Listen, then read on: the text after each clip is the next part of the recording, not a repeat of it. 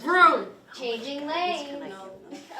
From the moment Charlie Huntington first stepped on stage 5 years ago in the production of Young Sherlock as part of the Story Theater Company, he was hooked. The chance to step into the shoes of a character and perform, the lights, the stage, the crowd, the everything, he simply loved it.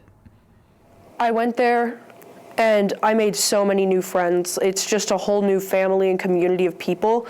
And so I not only wanted to continue being able to have that community with those friends, but I also absolutely just loved being able to kind of fulfill a new person in my own perspective. It's not just me, it's all these other key parts of the characters, their attitude, how they act, stuff like that, that it's fun to portray that with also having your own idea of how you would want that to be played.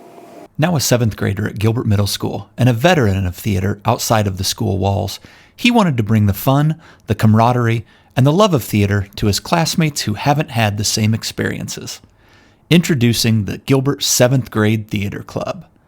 This past fall, Charlie started the process of creating the club for himself and his classmates, and his determination and leadership paved the way to the first meeting of the club in early December.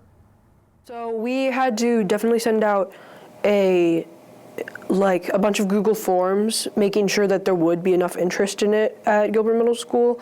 And we had to find a classroom, a teacher to supervise, and all the other aspects of it that make it okay for all students to be comfortable and for all adults to be comfortable with it in the school. Charlie approached GMS 7th grade language arts teacher Lauren White about serving as the club's adult supervisor, and she was more than happy to take on that role. A dancer who also took part in musicals during her high school days, Mrs. White understands the importance and positive impact the fine arts can have on students, and she was quickly impressed with Charlie's enthusiasm for the new club. I was impressed from the very beginning that he wanted to lead it up. I didn't know what it would look like because, when he told me you could just even sit back and read your book, I was thinking, okay, maybe.